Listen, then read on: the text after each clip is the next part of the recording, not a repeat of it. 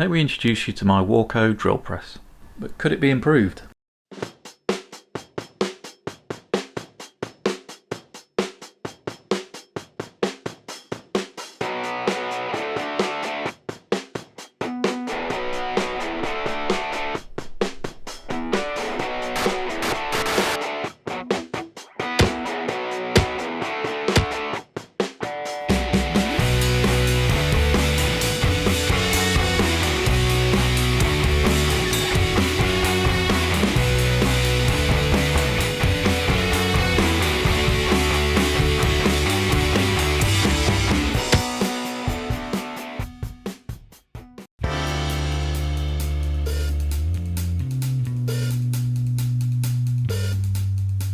Okay, let's do a quick recap in case you're new to the channel and you're wondering what this is all about, or maybe if you're a long time subscriber and you just like recaps. So from the original drill press we managed to strip everything out, remove the head, skim the head flat, and then started building it back up. So we machined these pieces up here that hold the motor in, got those made and mounted.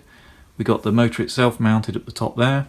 We also scratch built this control panel here, so this control box here, so we've got our on off, the speed control there, forward and reverse, and then we got jog up and jog down, and then of course the emergency stop. We also managed to make up this control cabinet here, got it mounted to the wall. So in here we've got the inverter that runs the 3-phase motor, we've got our mains coming in here through the filter, we've got this device here which is our temperature sensor, so if the motor gets too hot then this trips the system out. We've got the 12 volt supply up there that runs the logic system, runs some of these relays, provides some power to the fan up there. We also made up 3 of these clamps, so there's 2 here and there's 1 at the bottom, and these will be spread out a little bit, but ultimately they'll hold the side pieces that go on here, and then there's a front plate that goes on here that has the linear rails. And in here, you may be able to just about see it, this is the one where the ball screw will go, which will drive the ball nut up and down to raise and lower the table.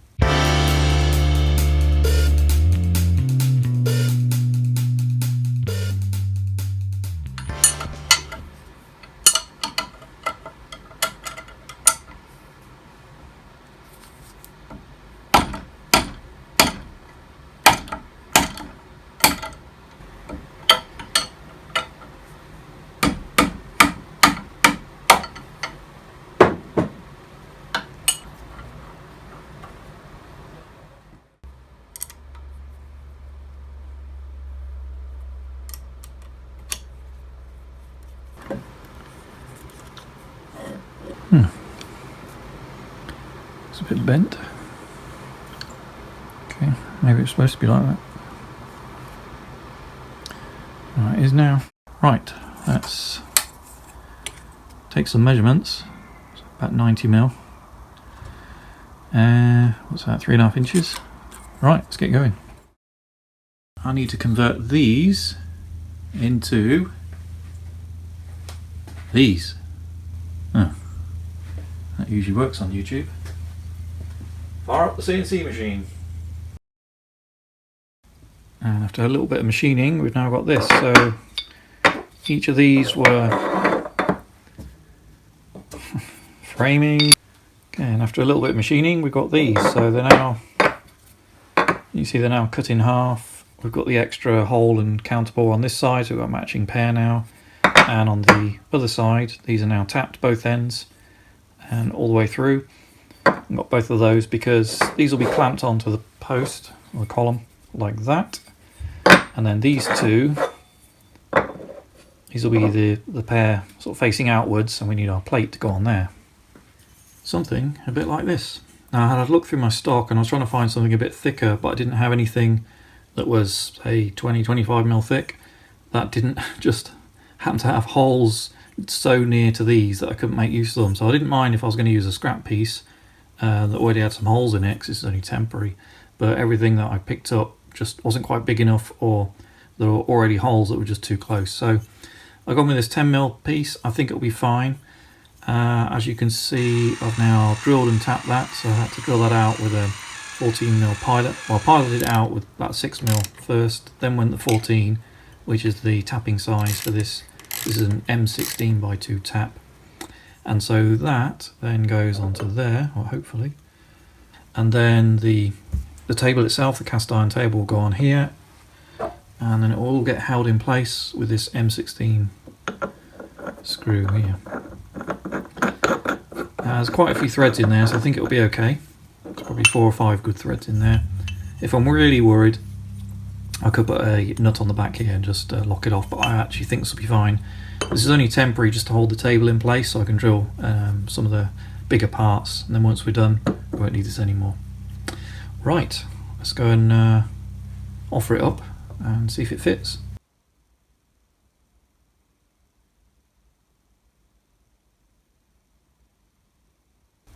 Right, I've moved these brackets up and out of the way so I can mount this somewhere about here. Don't forget it's only temporary, just so we can put the table on, machine some of the last parts, and then this will come off. So just slide this up.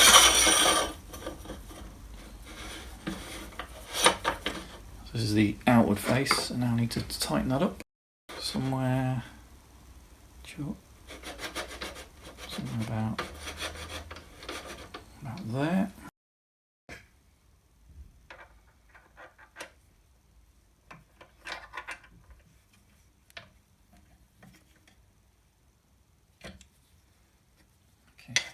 Snip this one up.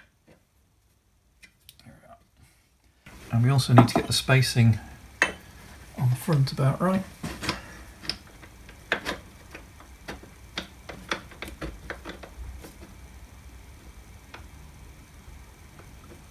About there. I won't do it too tight because I just want to get the front plate on now. Right, let's see if it lines up.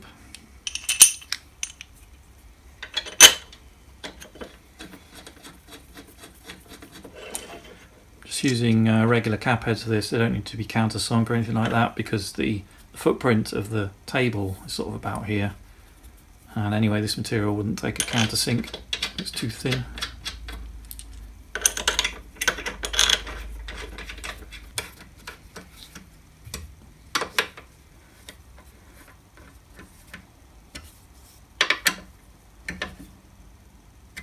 That looks good. Right, we'll just tighten this lower one up now.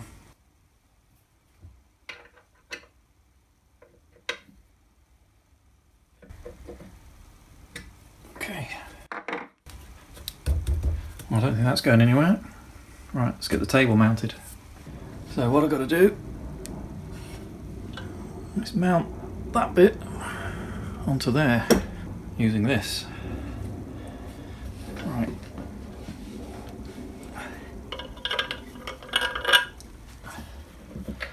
Actually, I'm hoping the bolt doesn't bottom out and hit the column. I haven't checked that. I'll find out in a minute. Ah, bollocks.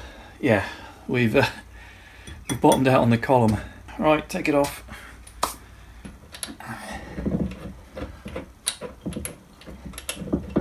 Oh, there she goes.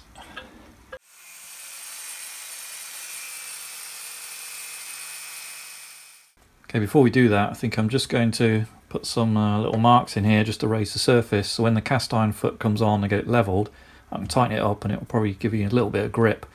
There's nothing really stopping this rotating. Now I know the drill pressure is going to be straight down, so it'll be through that bolt axis, but if one of the flutes catches, it might try and tip the table, and there's no restraint from making it rotate. Now there is a hole in the back of the casting there, so I could drill this out and maybe put a dowel in. But for the amount of drilling I need to do with this before I don't need it anymore, let's just see how we get on, and hopefully this will be enough.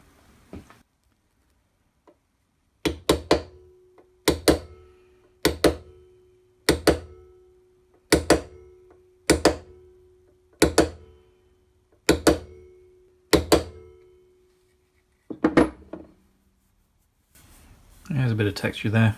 Well, that can't make it worse. Right, let's bolt the table on.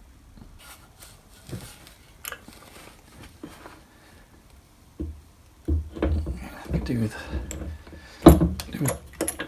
2 or 3 people doing this. Hold on, let's try a different. Everything about this machine is heavy. Come on.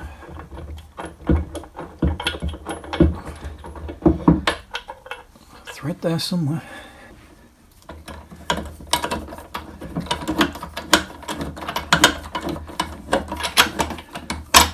So Hopefully I've measured the length correctly. It won't bottom out this time. That's got it.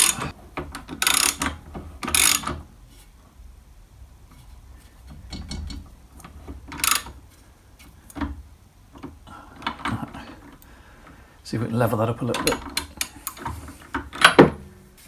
I'll just use this to get it roughly level for now. I mean, there's no saying the bench is level. It was when I put it in, but it might not be. So really, it just needs to be 90 degrees to this. So actually, I think we'll put the chuck in and then just put a test bar in and then get it 90 degrees to that. But before we do that, let's just get it somewhere thereabouts.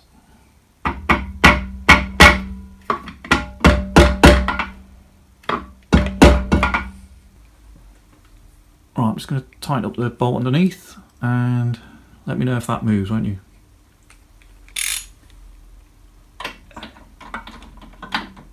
That's pretty tight. Okay. Did it move? Oh, that's good enough. Right, let's get the chuck on.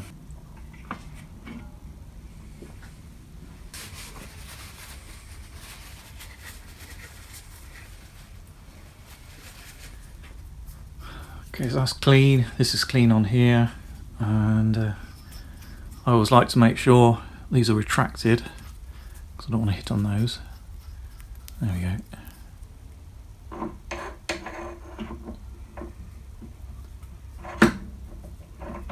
we go. I can't get in. Also, can't wind it down.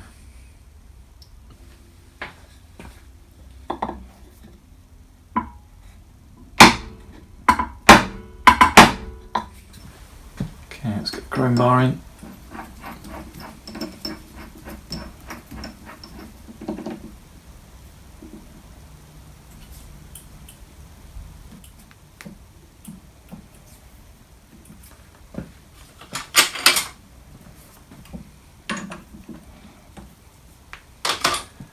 I've actually got a brand new keyless chuck, which I'd quite like to try in here, but just while I'm setting it all up, I'll just stay with this one for now.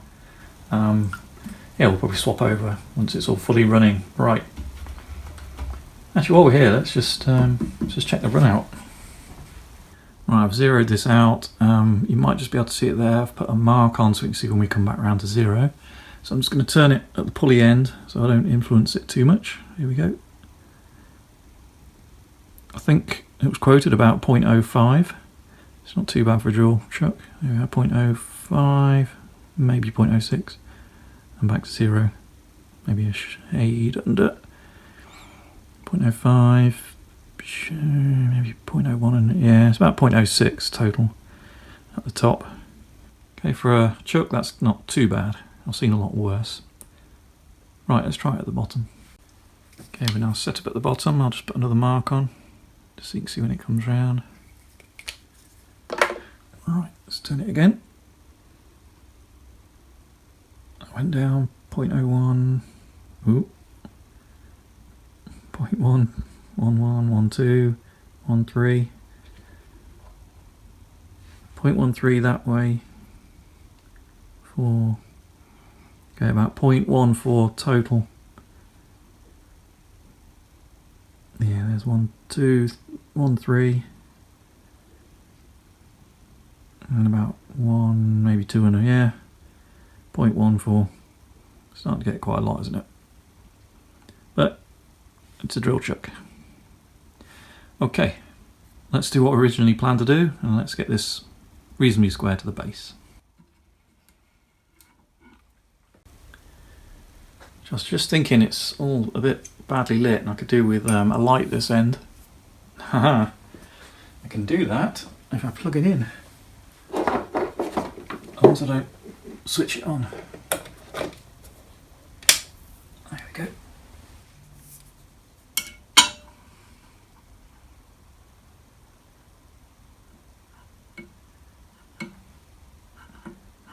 Really? Well, that is.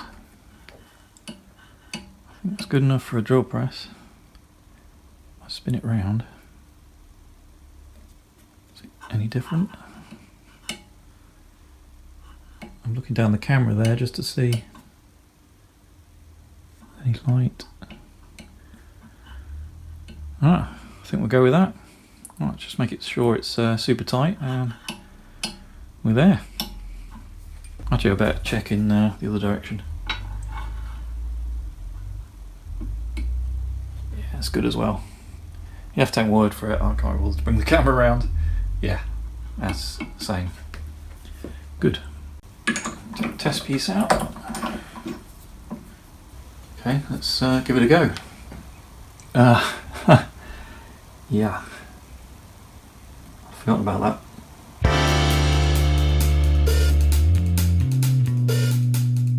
The way this works is this is the input to the Quill. There's a rack and pinion system inside there, and then there's just a split roll pin in there. Just provides the interface, positive interface. And then in the back of here, might be a bit dark. There we are, just see. And there's a little hole in there, and that split pin goes in there. It's a generous clearance, but it doesn't matter because you're generally pulling one way. And then there's a couple of surfaces here that just give you some alignment on there. That's all fine, but I'll put it back on and show you the issue. When I was doing the dimensions for this, for the base unit, and then trying to work out where this would end up, it's a bit curvy and a bit hard to define. It was either going to clear that by about 1 millimetre, or it was going to hit it. Guess which it does? It just skims it. Now I can pull that past because it's on these kind of rubber tips, or I could cut the end of the rubber tip off and it would clear. I don't really want to do that because they're quite nice and they work quite well. And also, if you're going down again, you might go maybe. Yeah, you can imagine that one. It might pull your hand past and you'll get your fingers caught in that little gap just there. Now, I knew it was going to be pretty close and I kind of prepared myself for that, so it's not really a surprise, but yeah, that's what's happened. So what we've got then, what we need to do is to space this out a little bit and make an adapter that picks up on that feature in there and the feature in the back of this and transfers that drive through. So not massively complicated, but just a few key dimensions to get right.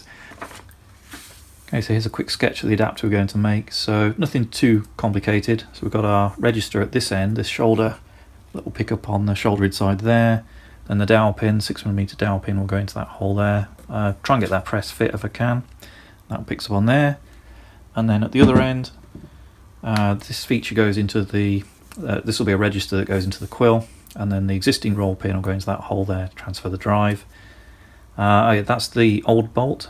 I didn't go all the way through. It wouldn't be long enough to go all the way through, so we've got a longer one. It goes all the way through this and into the Quill. So to make that, I've got a bit of this it's EN3B, so it's a bright steel. It's a slightly better grade of steel than mild steel. And should be able to get it out of that, because that's 65, I think. We only need 63. It's 50 long, so it give me something to hang on to. And we need the finished size to be 37. Right, let's go to the lathe, get this set up, start machining.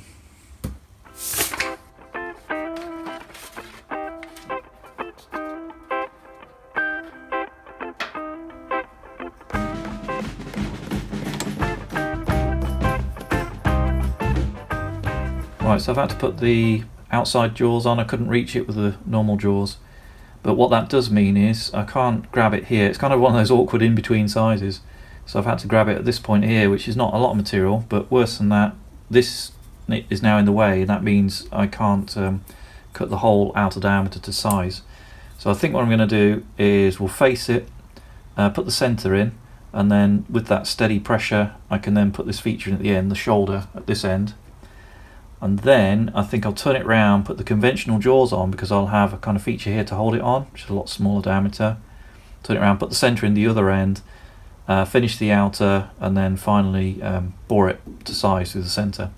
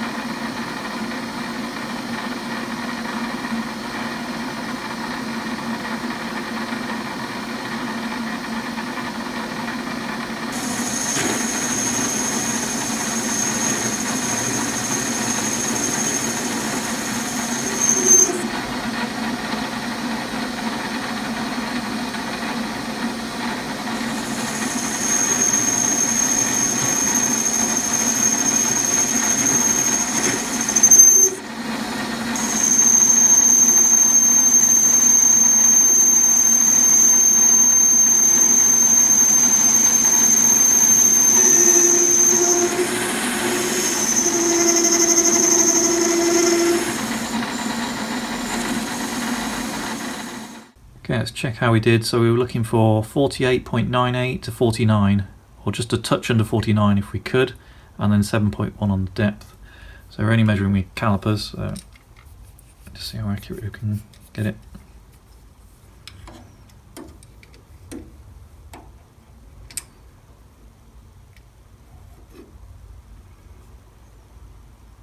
Okay, 48.98, so that's good, that's on the better side, so it should be a nice snug fit.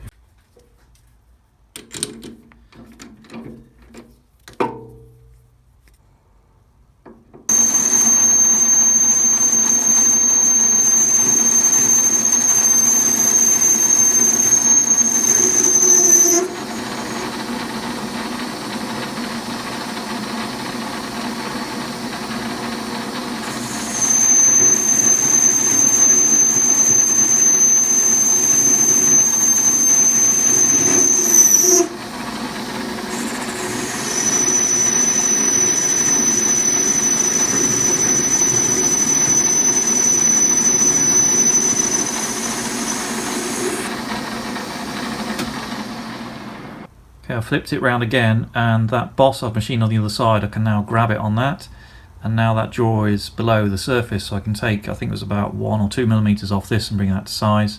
Then we'll turn it back round again, hold it here, and finish the features off on this side. Now if this was a rotating part, it needs to be balanced, or everything needs to be critically aligned, then obviously there'd be a better way to do this, probably put it on a mandrel or something like that, but it's not moving really very quick, and this will be fine. Or the other option would have been to get a much longer piece, but this is all I had, so right, off we go.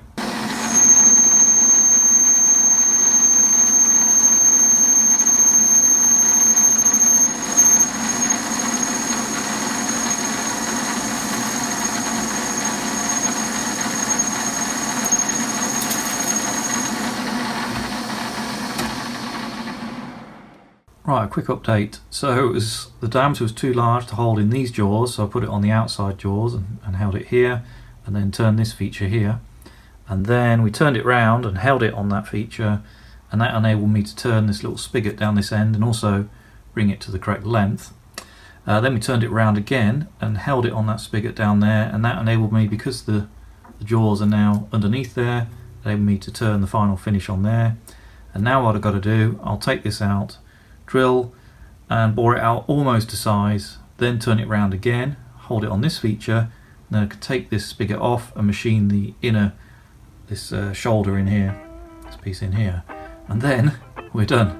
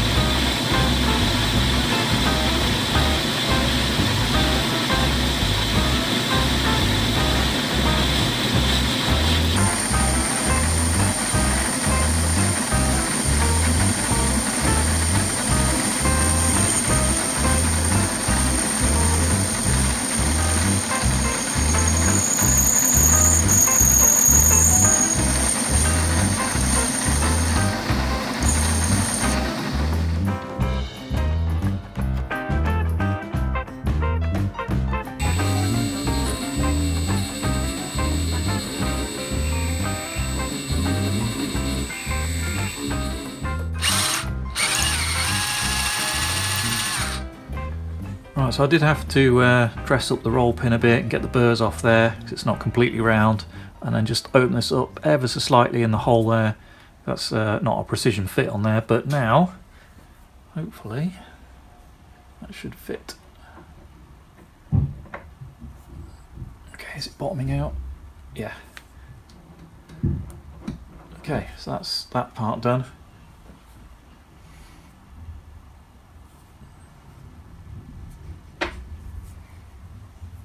Okay, so what I need to do for the next part is, once that's on there, about there, yeah, is work out exactly where I want this. So basically just to time the handle, because the handle could be anywhere.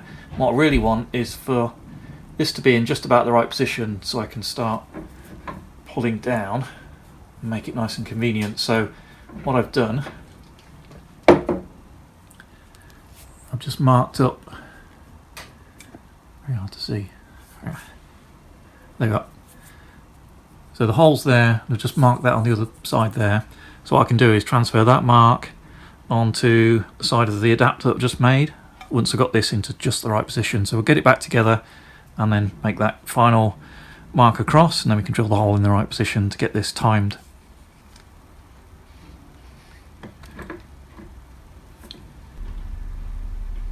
Okay, so what I need to do now is just get this in about the right position. So I think somewhere up there.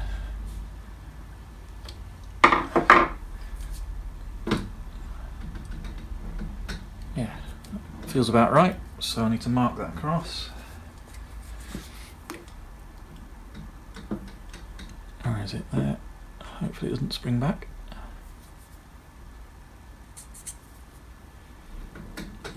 Right. Let's take it apart and go and drill that hole. Right, quick update. So yeah, so I've drilled the hole in this side and then put the dowel pin in, cut it to length, and just lightly pressed it into this side. And then I was just offering it up to see how good a fit it would be, and it's actually now it's too good a fit and I can't get this off here. I could, I guess, have really pulled or bashed it, but to be honest, it's on as a unit, that's doweled together. So we'll put it on and see if it works.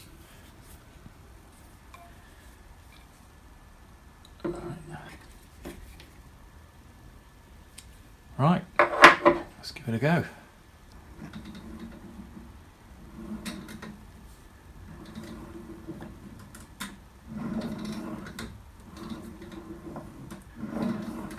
Yeah, it looks good. So that's pretty nicely aligned to there. So I might treat this, cold blue it as an option. I'm tempted just to prime it and paint it black like that, just with rattle can spray. But functionally, works really well. I have a functioning drill press. Good. So I managed to get these clamps modified so we can hold on the table and then allow us to do some of the drilling operations for some of the next parts. And we've just made this handle adapter, so it's got nice clearance at the top there. It's got a good reach to it, good timing where the quill is, so you can do most of your drilling kind of here. Really pleased with that. And so I think next time we'll probably have a look at the box sections that run down each side. They'll need marking out on the CNC machine, and some pretty large holes need drilling, so that's what I want this for. So I'll have a look at those next time, and then we'll have a look, see how far we get with that. Maybe we'll move on to the front plate, see how that goes. Okay, let me know in the comments if you're enjoying the series. It's always nice to have your feedback. It just gives me motivation to carry on and keep producing these videos. Right, catch you on the next one.